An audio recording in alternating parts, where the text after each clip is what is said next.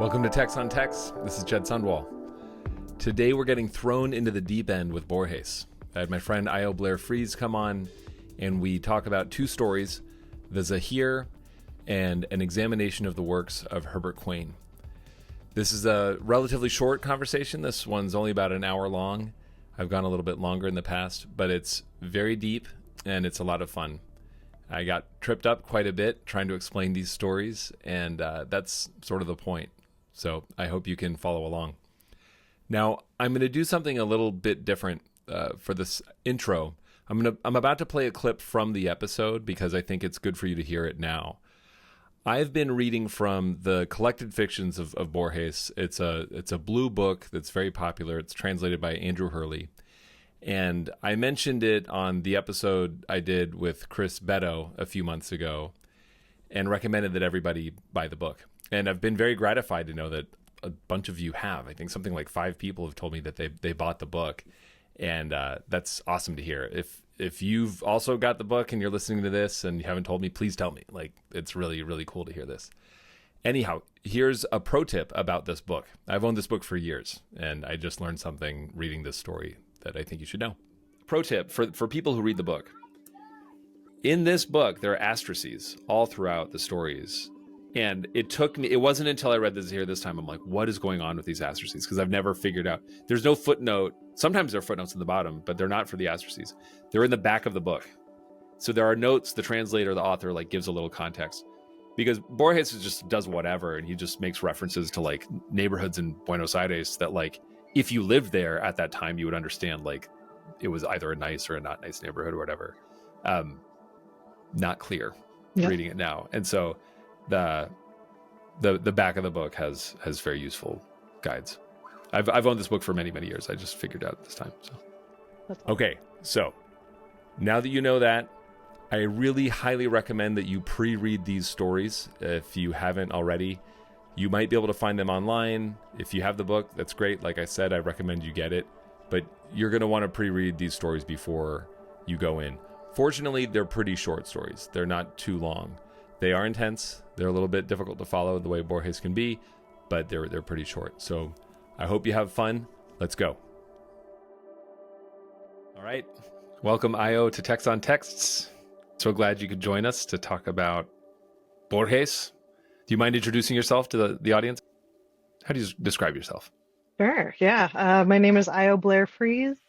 I think I describe myself most often in most settings as a philosopher, so it's very interesting that we're coming to this conversation from that angle. I think that's just because it's what I've been doing the longest. It's what I have my undergraduate degree in, so it's the easiest referent for me.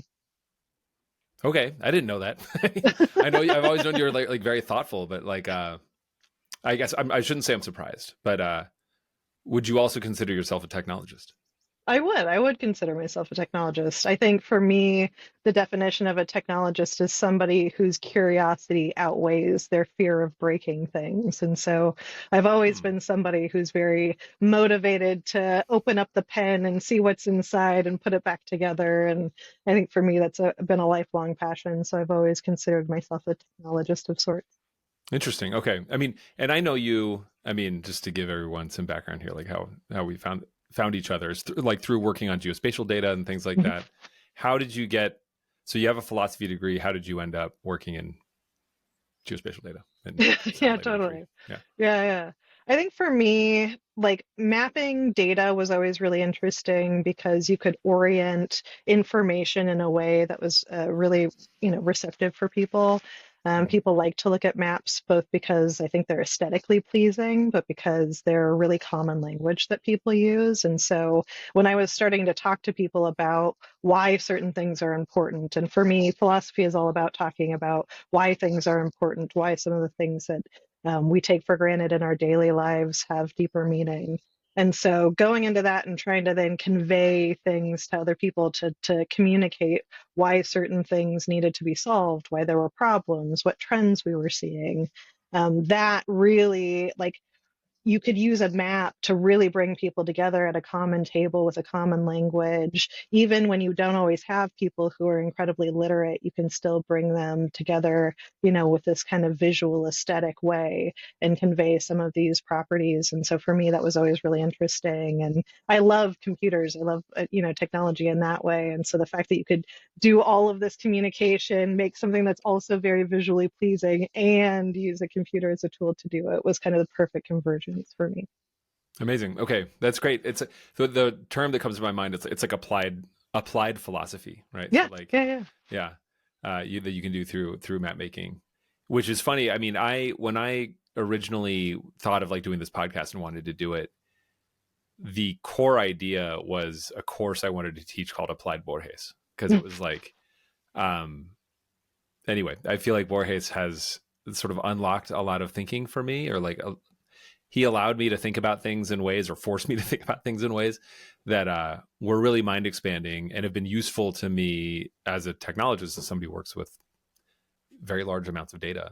And and so I always had this fantasy of like an applied Borges class, but like it sounds like, yeah, you found an interesting way to apply your philosophical background through technology. So yeah. Awesome. Okay, all about communication. Yeah, exactly. Of very abstract ideas, and like meaning making and things like that. Yeah. All right, so you've selected two stories that I had never read. So I'll say this: this audience, whatever audience we end up ever having, will hear me say this a lot. Yeah. Just buy this book. You should have it. Whatever Trump was saying about the Bible, like when he's like, everyone should have one. I have many of them. I actually do have. I have a few Spanish versions of Borges's books that are all compiled in this tome. But like everyone should just own this book.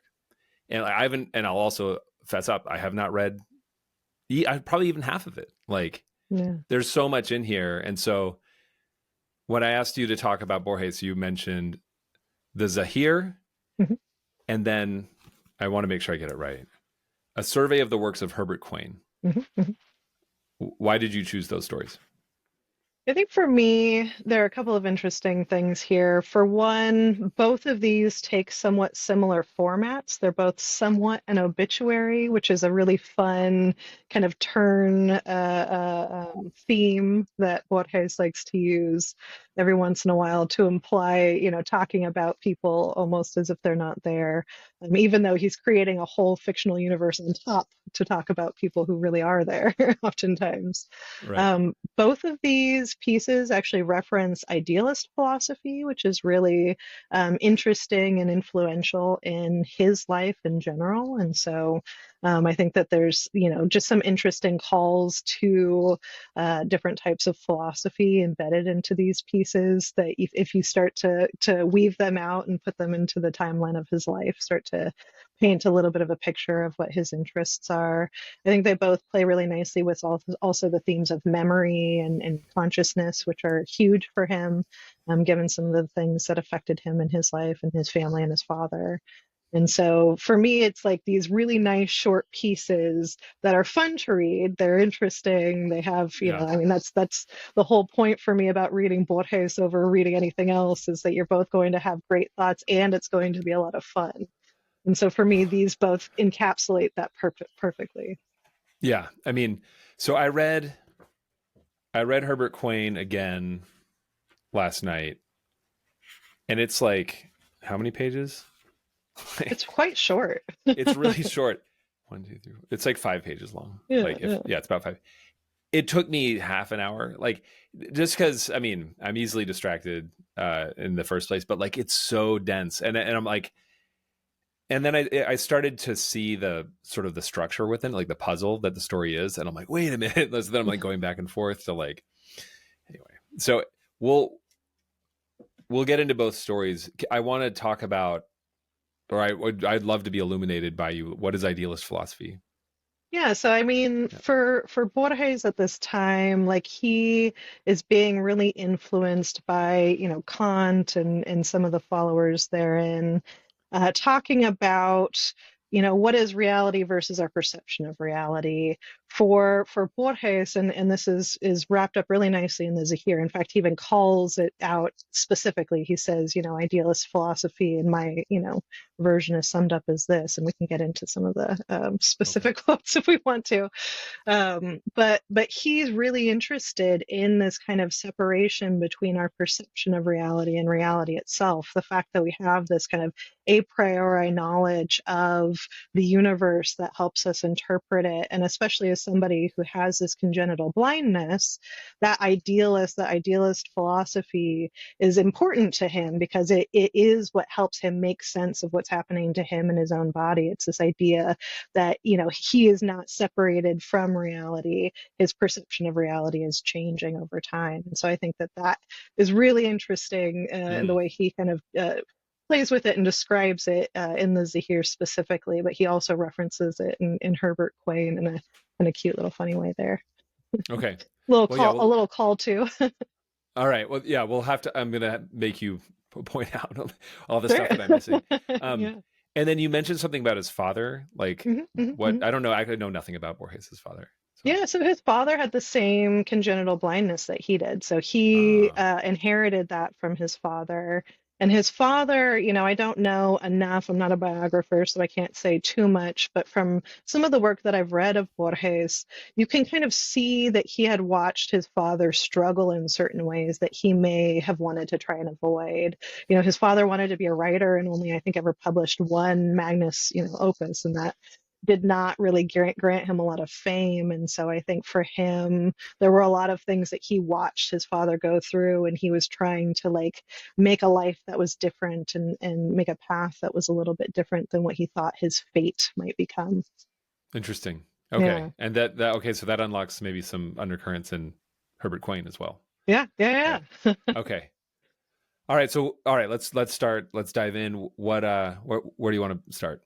Yeah, I mean, I think that Herbert Quain is a little bit easier to start to unwrap, especially as you talk a little bit more biographically. You're looking at me like, easier. Easy.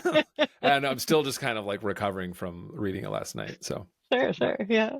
I mean, I think it's just, it's fun because you can, the cursory read that a Borges fan is going to have as you get into this is it's obviously him talking a little bit humorously about himself. Right. He references writings of titles that are similar to things that he had already written at this point and future went on to write later.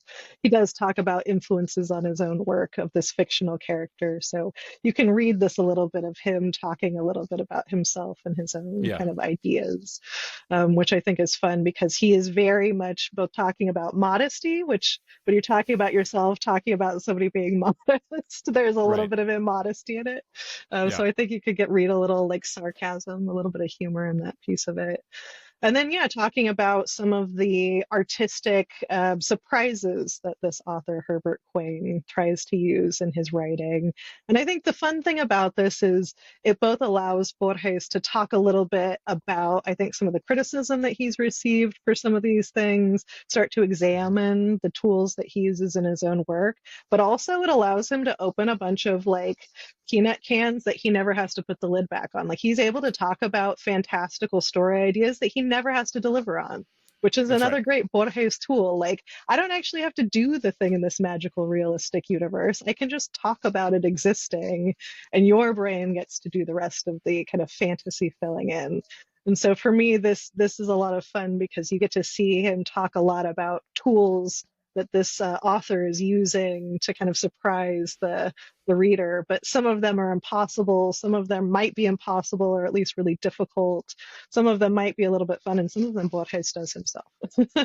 No, it's such a trip. And in fact, as you were just describing this, the story is kind of like an Aleph, so to reference another Borges story that they call the Aleph, where he describes this thing. It's like an orb. I always think of it as like a round thing, a little small, maybe the size of a quarter or silver dollar. And if you look into it, you can see everything that's ever existed at any point in time.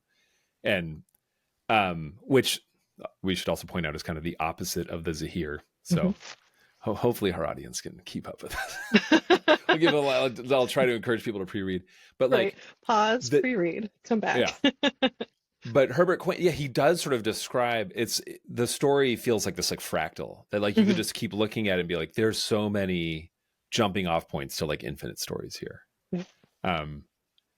So, all right, are there any things in particular you want to? I mean, how did you even describe this story? It's an obituary. It's about this guy, Herbert Quain, who, why don't you just correct me? He's writing, he's like, this guy died.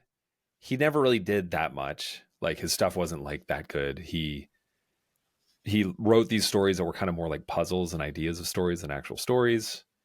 And then he describes some of them, and he describes this weird one. It's, again, speaking of fractals, which is like about multiple chapters that are all, I don't know how to describe this. Yeah, I think the easiest to describe one is one where the first half of the story is written by a character who appears in the second half of the story, and that's where you're like, that's the easiest to describe format. And that's the story itself. Which then this story is that story. Is that story. Yeah. And then that's right. And then then he talks about this the 2-act comedy, The Secret Mirror, which is, again, a description of this story, which that may have been what you're referring to, which is like you have these characters that have similar names to other people that you've been introduced to the first time. And you're like, wait a minute, he's describing the story that I just read. And everything just gets wrapped around like the axle. And it's just like, it's kind of, by the time you finish it, it's very similar. I have to refer to the Garden of Forking Paths, where like you sort of like end up, where you end up is sort of where you began, and you're not really sure like what story you were ever even reading. Right. And that would have been a contemporary of this story that when he was writing, and so he would have kind of had these ideas and co-pollinated some of those things that were possible with the things that were impossible. Right.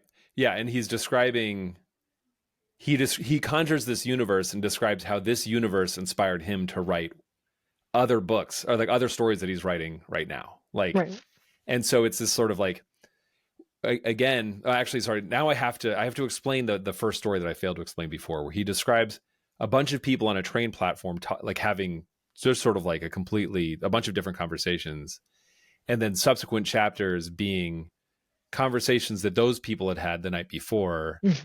And then once again, previous conversations to them, like to those conversations. And so you can't, he describes a story that's like very confusing in terms of like reading it chronologically, because time sort of moves backwards as you progress through it. And, but by the end of this story, you realize that he's created some antecedent event that's fictional that informed what he's doing now. Right. And it's super common of him. And that's why I like to make a distinction when I'm reading Borges between like fictional Borges, like Borges as character and as writer. Because sometimes he does, like, Herbert Quain, very unlikely to have ever existed. Like, that's not the point of, there being a Herbert Quain and a Borges and a real kind of dialogue between them. It's more that he's built this kind of layer of fictional universe in which he can explore some of these unrealistic ideas about fiction and what the real world is capable of. And so it's very interesting to think of him also when he's writing about himself, like what is he saying, both about this Herbert Quain character who's supposed to, I think, represent some of him, and himself as a fictional character in this universe. Right. Well, right. Is it like, what is he trying to do? Yeah. Like, because like vaingloriousness and humility like come up in this a lot. And in fact, I'll read the spoiler alert. Like it's like the last two sentences are so funny. Maybe it's because I was late and I was tired, but I was cracking up last night. So, one of the stories, not the best, hints at two plots. The reader, blinded by vanity, believes that he himself has come up with them. From the third story, titled The Rose of Yesterday, I was ingenious enough to extract the circular ruins, which is one of the stories in my book, The Garden of Forking Paths. So like in these two lines, he's like, people are going to be, blinded by vanity, going to read this and come up with their own ideas, or think that like, they came up with something brilliant, which by the way, I ingeniously did. Like he's just messing around Mm-hmm. and treating it like, I mean, just treating language itself and storytelling as this like infinite game. Right. Right. All right. How does this apply to a career of a technologist? Yeah. I mean, I think we all like the thing that I love is, as I mentioned, there's some real ideas here about what's impossible, about the bounds of, what we might normally apply in our daily lives in fiction, because we think that we know what's possible and impossible. But oftentimes when we're faced with our daily lives, like part of the difficulty in technology of advancing is that we're constantly just looking at the problems and the technologies that we have around us. And I think this idea that like playing outside of the box, playing outside of the narrative that we're used to is important. I know one of the more impactful workshops I was ever in was one where we were looking at, I was a grant maker for a long time. And so we were looking at how do we make grants differently. And the person who was taking us through kind of this like user persona experiment said, well, what would you do if you could like wave a magic wand and give this person anything, before you ever did your job? And I was like, well, I would give them like some of the basic things like food and, water and money. And it's like, well, okay, no wonder they're not prioritizing the thing that I want them to have. Because if I have a magic wand and I'm waving it, I'm also not prioritizing the thing that I'm trying to bring to the table here. And so I think it's this idea, this magical realism wand that we can apply every once in a while to say, now, what if we were able to work outside of what was possible? Like write a piece of fiction about fiction that can't even exist. Right. Exactly. So like in the sense of what he's describing here is Quain, exploring with these ideas of like, what if time moved backwards and you remember the future and you barely have any understanding of the past, or you have like a sort of a dim view of the past. But he actually pulls on that thread and is like, what if I did conjure a dim past that could inform me now, like, and it ends up being this like very convoluted story it's 5 pages. Yep. It's a total trip to read. This is actually sort of making the point that I tried to make at the top of like sort of how Borges has forced me to exercise my mind and ability to sort of like conceive of all sorts of abstract ideas in ways that I would never do on my own. Yeah. This is a bit of a, I mean, this is somewhat related here, but just in terms of like the conjuring ability of language, and I would say a more cynical application of it. I was actually at a conference just last week. It was like Chatham House Rules, so like some people might know who we're talking about here, but like there was a person who had worked for a long time in the geospatial sector and just described their work in creating the concept of a geographical information officer. So this is a title, the GIO, that some government agencies have, where it's like you have a geographical information officer, like your organization, and a lot of times this is public sector organizations that they have a ton of interest in geospatial data, like it's a huge part of their job. So they have like a kind of a C-suite executive level title for somebody who works on geospatial data. This was a term invented by a company that the company's like, we want to elevate the importance, like our stature and the importance of like our product and our domain. So what if we actually created a name for a person who is fancy that works on what we care about? And it worked. Like there are tons of people that are like proudly the GIO of like any sort of government agency. Yeah. This is just an invention. It's just an invented bit of language that like gets humans to change the trajectory of their entire career.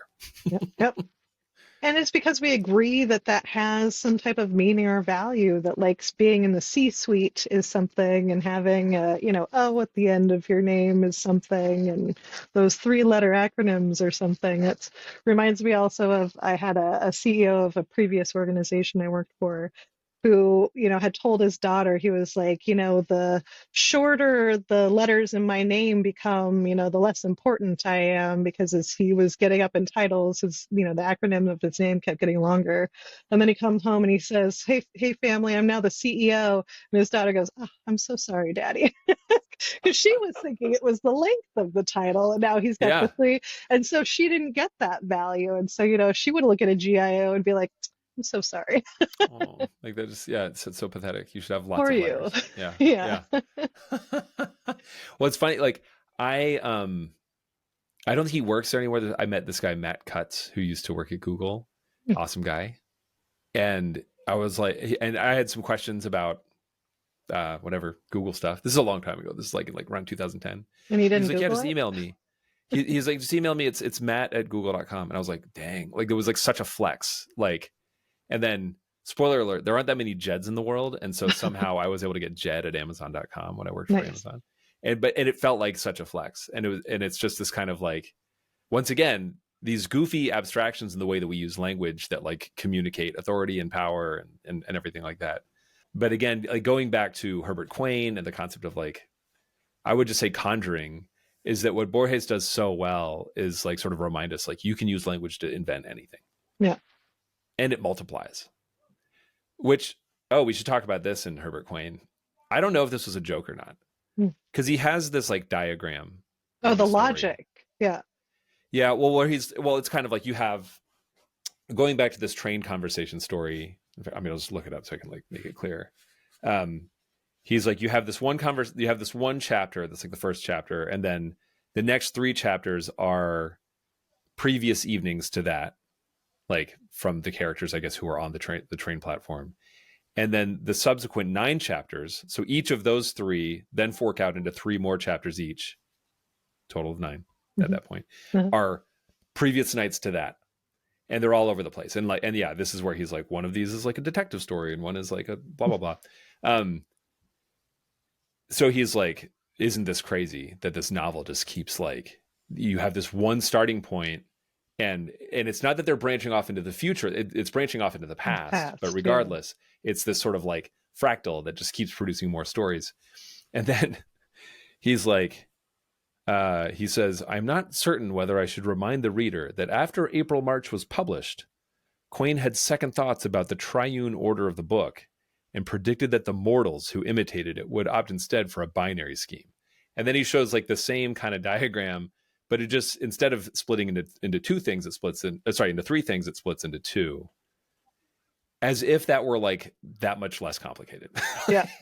And I think you do have to read that as him being very funny. I also read that as like a joke, because also he doesn't ever do that in his normal writing, that like going through and diagramming and like there's something that he's trying to do there to give a little nod, even just introducing the diagram, just show like this is complicated. Yeah, exactly. Yeah, like look how complicated this is, you know. Yeah. And then but then again, like the point being that like he's like, here, mortals might be able to get this, only 2 branches at a time thing. Again, it's complicated enough. I mean, like, it's like, is it that much different? What else? Is there anything else you want to talk about on this one? If there's anything left for Quain. I mean, I do, as I mentioned, I think it's interesting to contrast this a little bit in stylings with the other obituary, as to speak. So there might be a little bit as we talk about the Zahir, that we kind of reference back and forth. Okay. And actually, I mean, the Zahir one, I feel like it's a bit more applicable. Mm-hmm. Should we talk about the fake Zahir first? We can. I love fan so tell fiction. me. I like that it's a fan fiction. But it's not presented as that. Like that's what's so crazy. Yeah. Okay, so tell us about this one. I'll put it in the show notes. Sure. So there is another, if you go and just Google, I guess, the Zahir PDF. And this is how the friend who had passed it along to me had found it. One of the documents that comes up with is Zahir that looks as though it's written by Borges, because it's got the titling. And in a very similar Borges fashion, you have that like character as a reference in the story, the author as a reference in the story. And Yeah. so, it reads almost exactly like another Borges story Yeah. of unknown origin. It's so funny. Yeah. And I just looked up I just looked up our text, I got my copy from a friend of mine who's a professor at UT Austin. And it's just sort of like, that's straight out of a Borges story. It's like, Yeah. and it's a professor. It's like somebody's like giving somebody a book and you're like, where did this come from?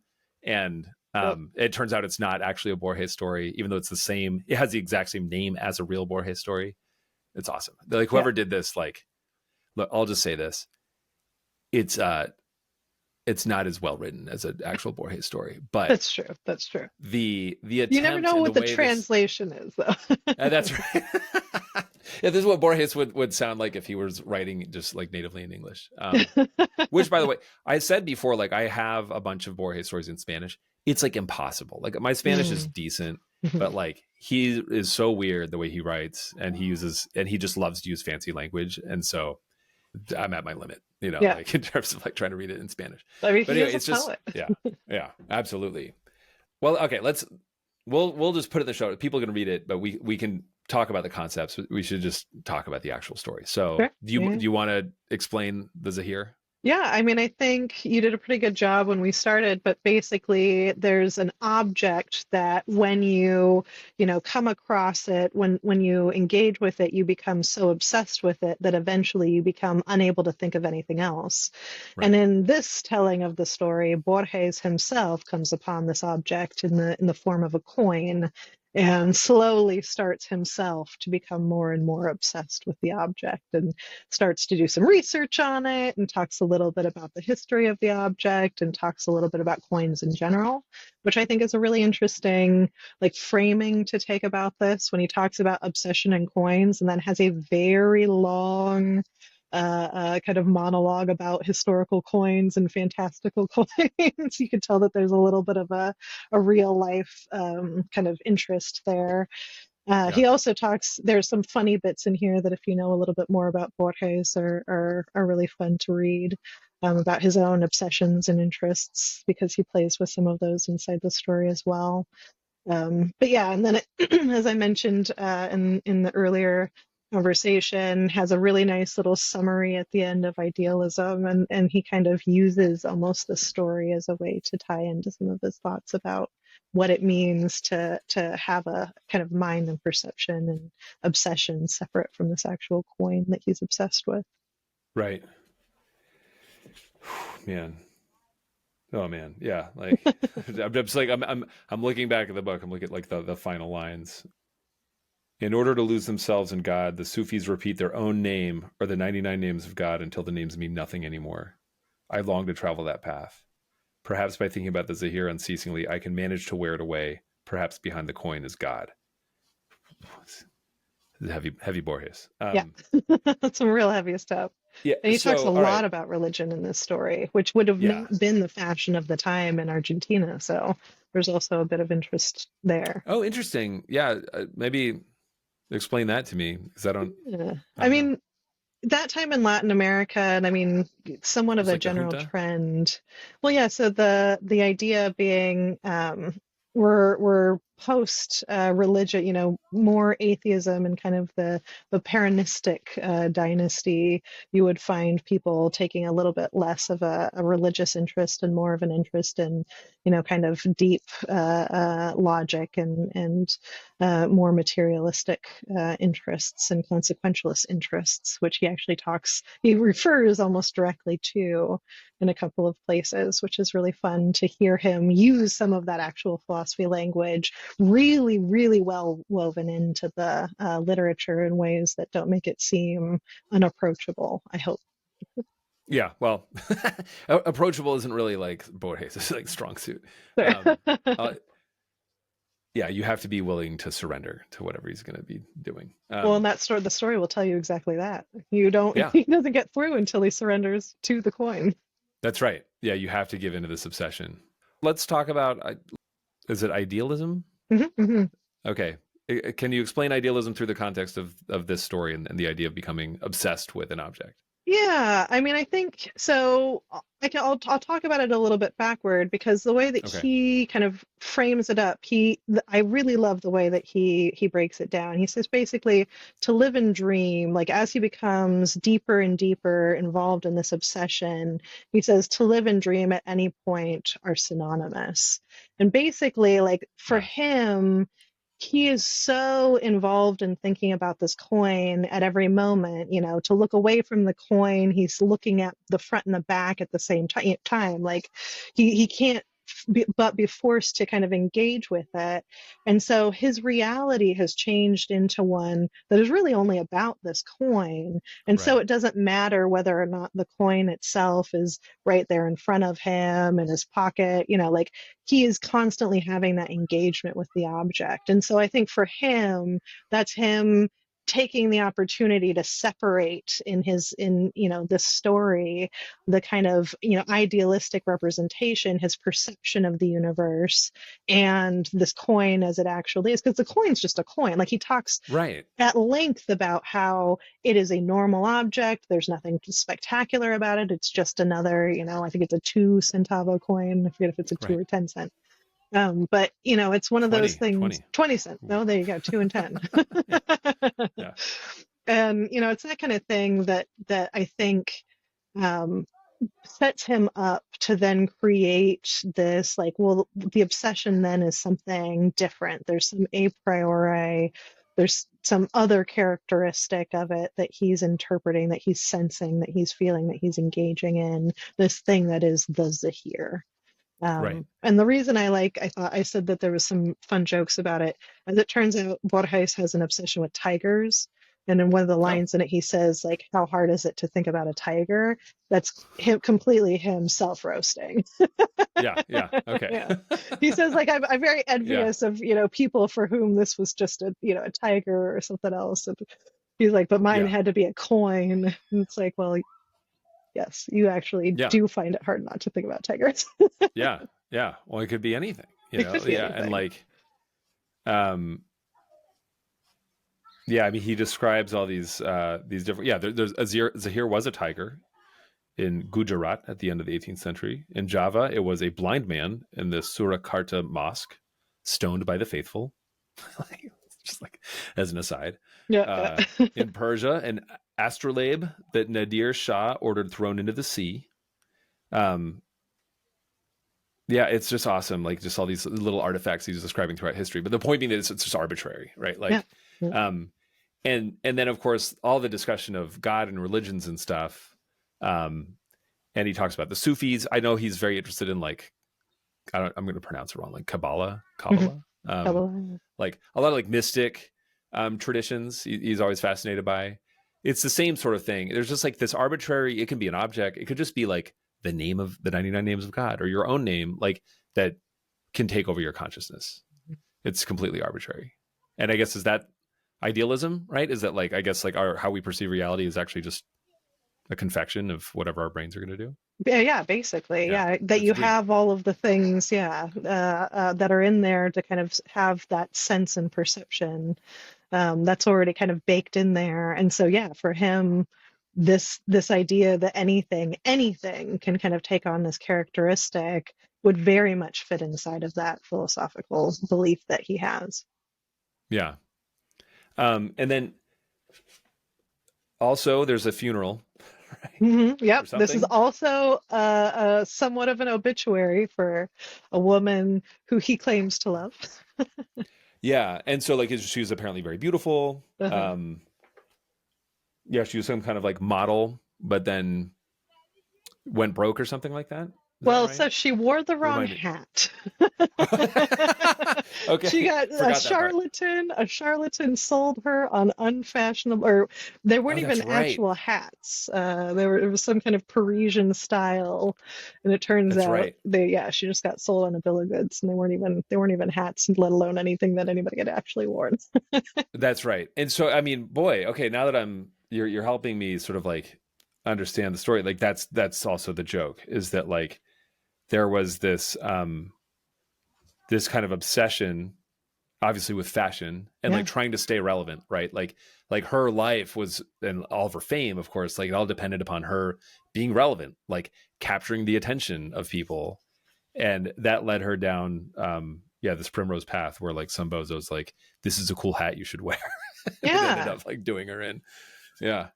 And I So think, sad. I mean, to your point, like that she is really contrasted, or I guess compared to some of these religions on purpose, because I think that's supposed to show somewhat of the like faithful path is like you have, I think the way he compares her to Confucianists and Talmudists, like this idea that you would have all of these rules, these kind of deontological, ethical rules set up for you, and that you might follow them, and that's going to get you the perfect result every time. In her case, she's not Yeah. a religious zealot, but she's a fashion zealot. And she goes down that path and she's doing everything right. And one thing sets her off the kind of beaten trail. And that's, all hell and damnation for her. And I think Yeah. you really Game can over. read that as a good comparator to the way that he's kind of playing almost like a cautionary tale. Like, obsession is, something that he's really focused on here. A religious obsession can take you in a really specific direction. I don't think he's against, like, I don't think it's like a rebuke necessarily, it's like a caution. Like, just be It's a careful. caution. Yeah. Well, because he clearly has so much fun with this. Like, I think Yeah. he's like legitimately like his life is enriched by just like thinking about weird mystical traditions. Like, he's like, why not? Like, I mean, if life is a dream anyway, like it's fun to think about weird mystical traditions, like that could make sense out of things, or, Totally. while we pass the time here. I have to think, I mean, a lot of, because, the podcast is called Text on Text. I just want to like make some sort of like tie into the internet and stuff like that. But like social media for me just keeps coming to the fore in terms of like its ability to trick people into being obsessed about like really stupid stuff. For sure. And what's also really funny is, you mentioned this kind of like, religion falling out of favor in Argentina at the time. Certainly religion continues to fall out of favor in all developed countries, I think, right now. I'm not sure. I haven't seen the stats, but like every now and then, there's like some headline freaking out about people not going to church anymore. Yep. But boy, oh boy, are people finding religions to replace them. And it's really interesting to see that in social media, like all the way people gatekeep and keep each other in check. And there's some, I wish I'd saved it, but I came across some Twitter account a long time ago that was somebody who they would write tweets sort of like in the present day style, but about like religious observations that are like long completely forgotten. So it's just like, can you believe there are people out there that aren't making offerings to like Jubarat every day? They're like, or like that aren't observing like the solstice, like sacrifice or blah, blah, blah. But just like take it like the sort of the moral outrage that comes out in social media now, but just like wedging in just like weird things that nobody cares about anymore. But maybe 1,000, 2,000, 3,000 years ago, that was like, you would be stoned if you didn't do those things. Over to you. I don't know if you have any comments on social media and No, I mean, I novel think, religions. yeah, no, I mean, I think that you can really think about like if this story is about reality and perception and kind of the difference therein, social media is a great topic to kind of focus that in on, because here you have that kind of screen between what people know, like, and there's a little bit of kind of epistemological kind of trust conversation that comes into this. Like, how much do you really know from the things that you read online, especially if you're reading tweets that are, only so many characters, and people are having, as you say, these real emotional reactions.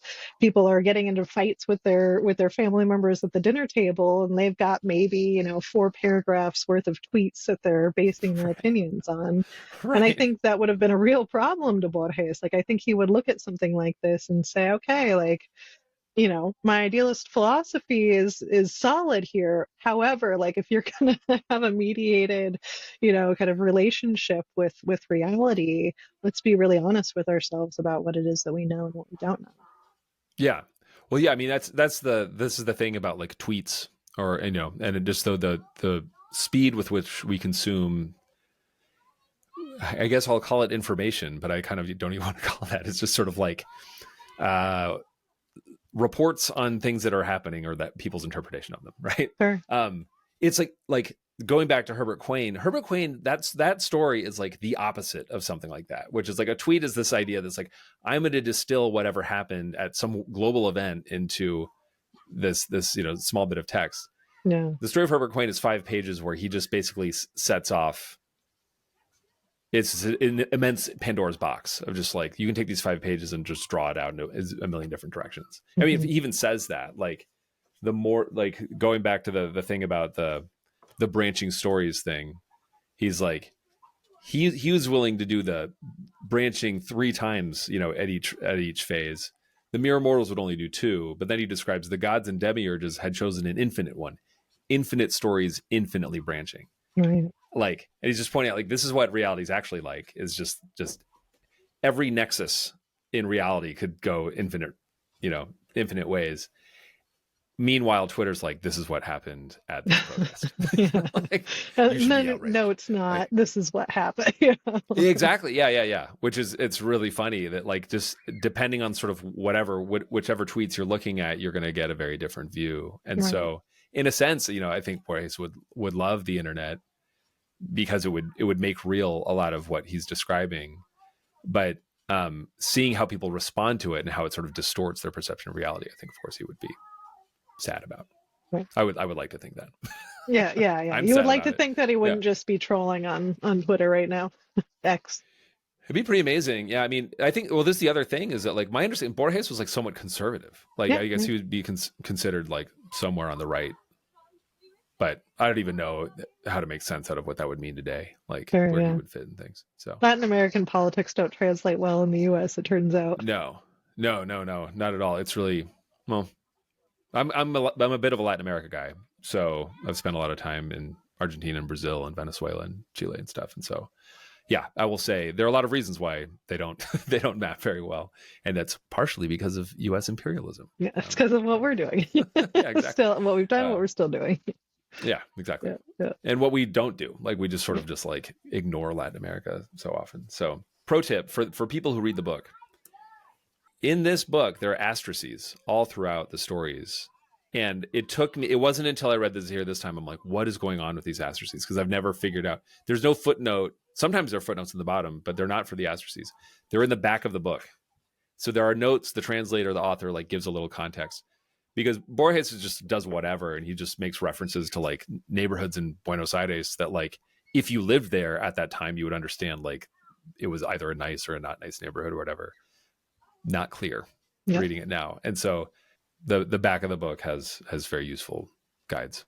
I've owned this book for many, many years. I just figured out this time. So that's awesome. FYI. Okay. Yeah, it's also nice because, you end up Googling half of the names that I read in any Borges story, at least half of them, if not all of them, because I'm like, how many of these people are real, and how many of them are how many of them are fictional versions of real people, and how many of them are fictional people entirely? Doesn't matter. It doesn't matter. Yeah, it doesn't. Yeah.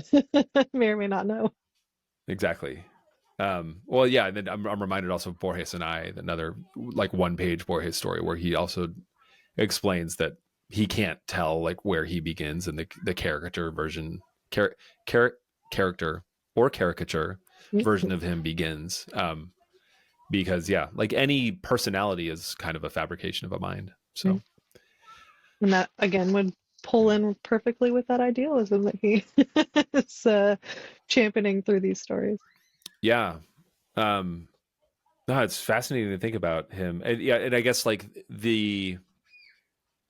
I guess, would you argue, or is it your understanding that, like, the reason he sort of goes so hard on idealism is because he knew he would go blind and had to experience the world in a more abstract way? I mean, I think there are a couple, like, part of it was just the trends, like Kant and Schopenhauer and some of the philosophers that he was exposed to at the time, kind of believed these things and had some similar beliefs that he might have kind of found himself logically into. And so I think in one point, it's like, well, given where he was historically and politically and all these things, maybe that would have been inevitable eventually. But it would be my argument to say, yes, I do think that his blindness kind of brought him there sooner, if not completely kind of pushed him into that belief system, because it does require you, to think more about your sensory perception. It's a philosophy that really goes deep into what consciousness, and your relationship Right. with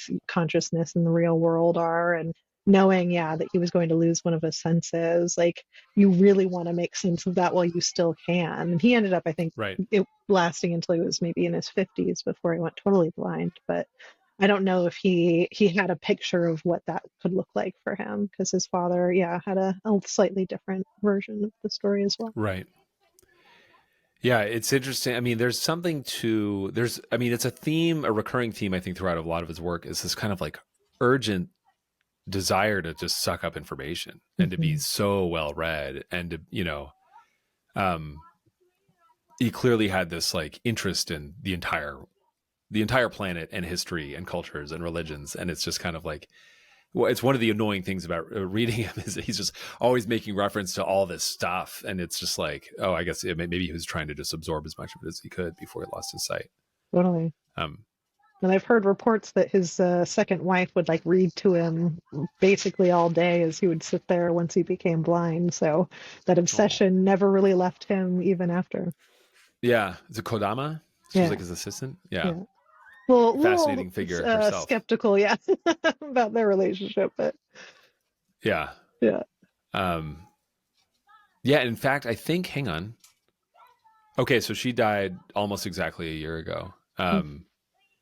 And I was reading some stories recently, probably like preparing for this, was just like how there was no one to leave the estate to. Like, I think I'll have to look this up, but anyway, like, because he didn't have any children, but he has like nieces and nephews or something like that. And so,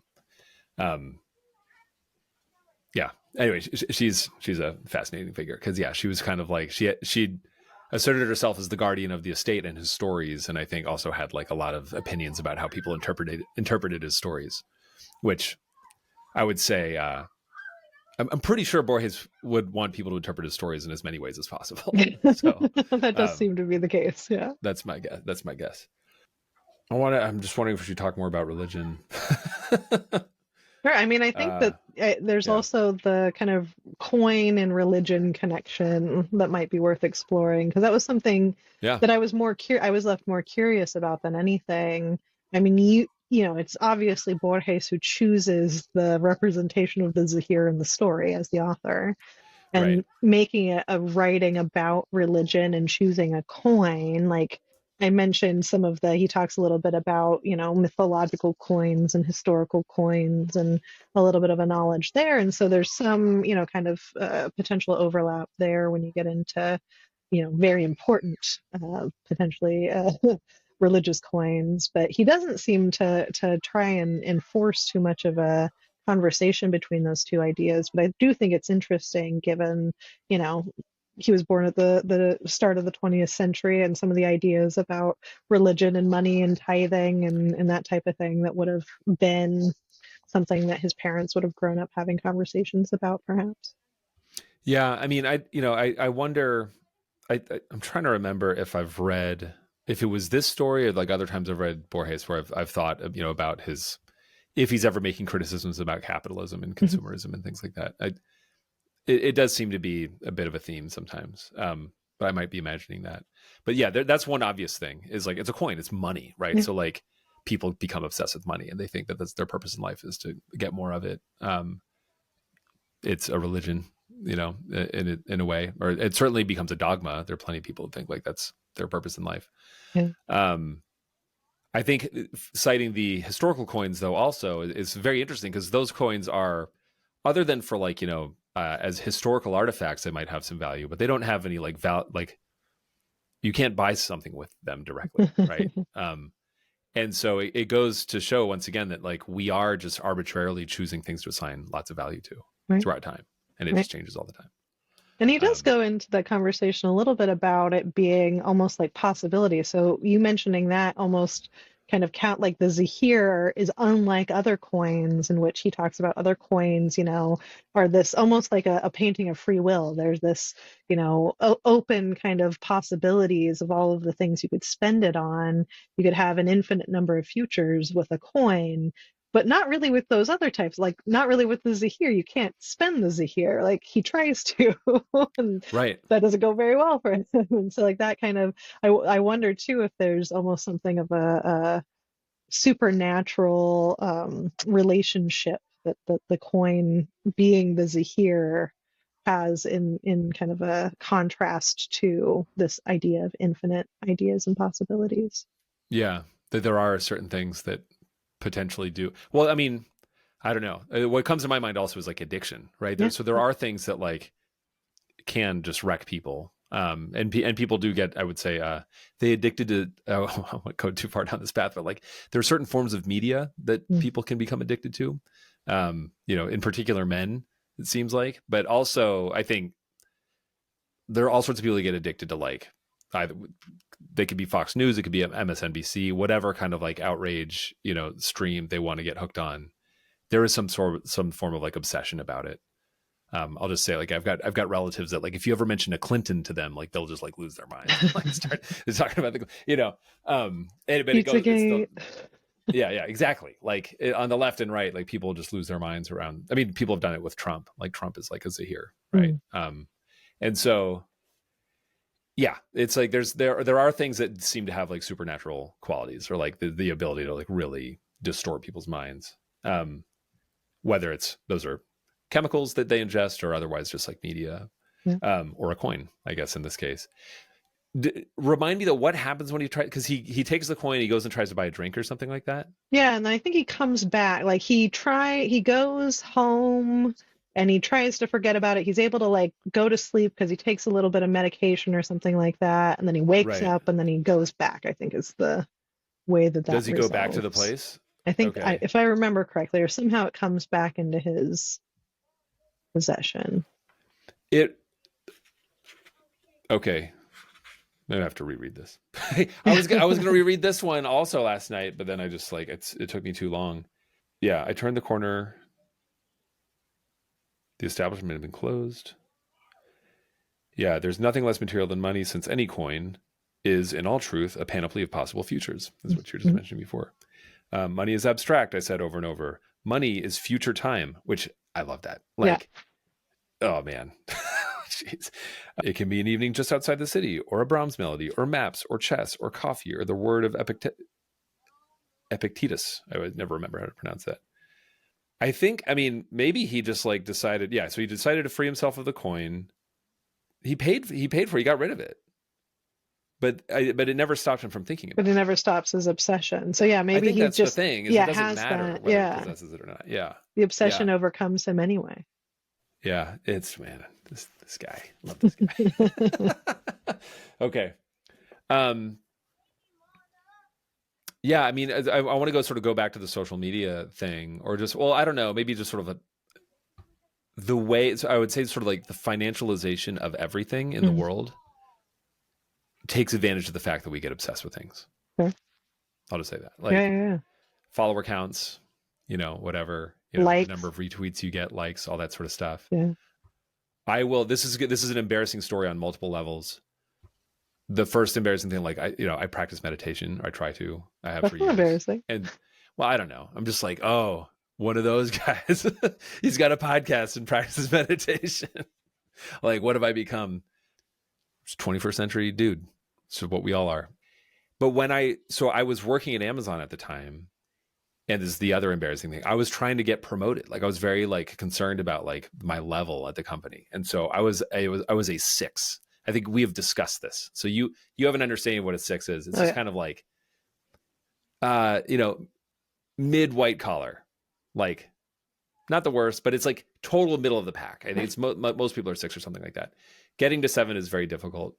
And I was like convinced that I should be a 7, and many other people were as well. This is what's also embarrassing.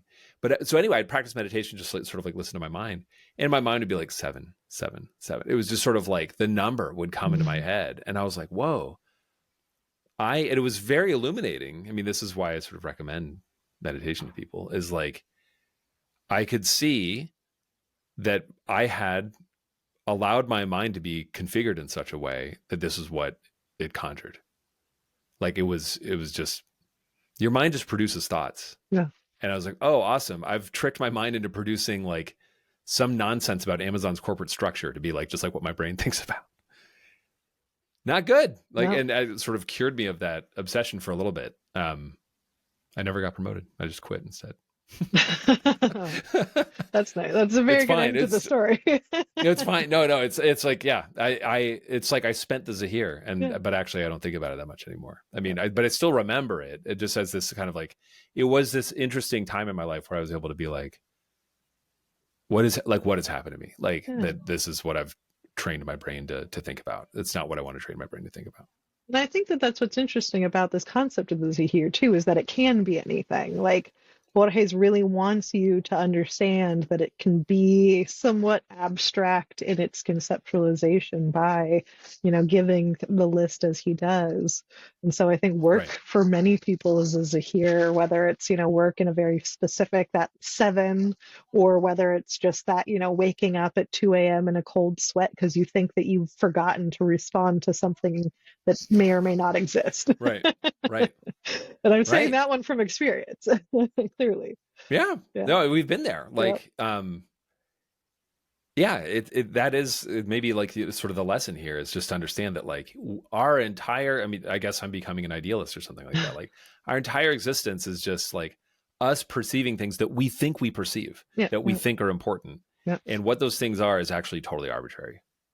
You have joined Borges. I think that's, I think he did it to you. I made it through. He made you a convert. He convinced you. to the idealist? Yeah, I think you're there. No, I mean, I'll give myself some credit. Like, I think I've been on board with this, but like, again, I think he's able to put a point on it in such like just like a mind blowing way that it's very, very fulfilling. All right. Any other? Have we missed anything? I mean, you did me the favor. No one's done this. You're the best guest to like actually write notes about stuff. That's my toxic trait. Sending notes in advance. I loved it, but yeah, I want to make sure we're not like missing any points you wanted to make or. No, I don't think so. I mean, I do. Okay. I coming back to this over and over again, maybe like if you're going to go read some Borges, because you didn't do some pre-reading after this, like some of the things to look out for theme-wise, I think, that idealist philosophy, a lot of themes around, neuroscience, memory, cognition, vision, sensory perception. Like those are some of the things, obviously, about a lot of self-referential kind of coded character language. I actually need to, I think, read you mentioned, what is it, Borges and Me, or Borges and I. Borges. Yeah. Okay, I haven't read that one, so I'll have to check that out as well. It's good. Yeah. I mean, this also overlaps with like the discussion of like my what would you even call it? Like my level at Amazon is called levels, but just sort of like where you are, like your status relative to other people. Like that's a thing that I think people are sort of like hardwired to be concerned about. But yeah, how that gets leveraged. This relates very much to Borges and I. It relates to the Zahir. This notion of like you yourself are something. We are these conscious beings, and we have an idea of how we're perceived. We have an understanding of how we perceive ourselves, and then we also have an understanding of how we think other people perceive of us. And it's just like fake stuff all the way down. Yeah, nice. Right. To use a very eloquent term. Yeah. But like that's it. Like that recognition that like we ourselves are these caricatures that are manufactured somehow is like pretty mind-blowing. And I can understand why that would be very disorienting to people. But it's also, for me, I would say like the more I think about it, the more liberating it is. It's like, oh, it's all just made up. Yeah. So Borges is the self-help Borges version. Yeah, right. You're just the universe experiencing itself. Like, don't worry about it. You're just a mind, experiencing weird sensory perceptions. Don't worry about it. Oh, actually, hang on. I just remembered something. Funes. So Funes is mentioned in the fake Zahir. Yep, that's true. Okay. Have you read that story? I haven't read it, but I did read a synopsis of it, given the comparison that's made in that one. Funes is a very good one. That's a very applicable That one's about memory, huh? It's about memory. Yeah, it's about a guy who like falls off a horse and suddenly attains the ability to remember every single thing he's ever experienced and seen. And it just like, it's another, once again, an exploration of like, what is consciousness? Like, why does memory matter to us? What are our inherent limits of perception and why do they matter? And like, it's this fascinating idea where it's like, do you ever even see every detail of everything that you ever look at? Like, you don't even see those things, but like this guy like apparently does and remembers all of it with perfectly. It's a cool story. Yeah. Well, I'll definitely look. I'm going to be doing this podcast for at least 25 more years. We'll get to Funes. Maybe I'll do it with you. Yeah. Yeah. I mean, happy to read more Borges and come back to the table. Totally. Well, yeah. I mean, the funny thing is we could do these stories again in another 10 years and it'll be just as interesting. I mean, heck, if we read them in another 2 weeks, we'll probably have a whole new perspective on it. I know. Well, yeah, I'm going to read the Zahir again, like right after this. But yeah, no, this has been awesome. Thank you so much for opening my mind to these stories because I'd never read them before. Thank you so much for inviting me on to talk about them. You're the first person that I've gotten to really talk to some of these stories with. So it's very exciting. That's why I started the whole podcast. I just like to talk to people about books, and like now I have an excuse to. I actually have a reason to put it on the calendar. So thanks for doing it with me. We'll do it again. Yeah. Talk to you soon. All right. Later. Bye. All right. Hope that was fun for you. I learned a lot from Io. I'm really grateful to her for coming on the podcast and suggesting those stories and educating us so much on idealist philosophy and philosophy more broadly. If you want to read ahead for next month, I've already recorded the episode. We're going to be talking about Night Flight that I have handy here from Antoine de Saint-Exupéry and The Little Prince by the same author. These are short books. They're pretty easy to get. You can get them used everywhere. I recommend reading them in advance as well if you want to. I'll be talking with Max Lenormand, who we know from the Minds Behind Maps podcast. So look forward to that one. I'm really happy with it. And thanks for listening. As always, the intro music to Text on Text is by Secret School.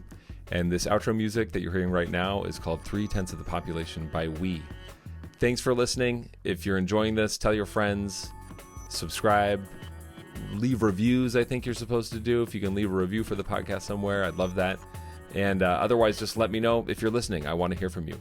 Thanks. See you next time.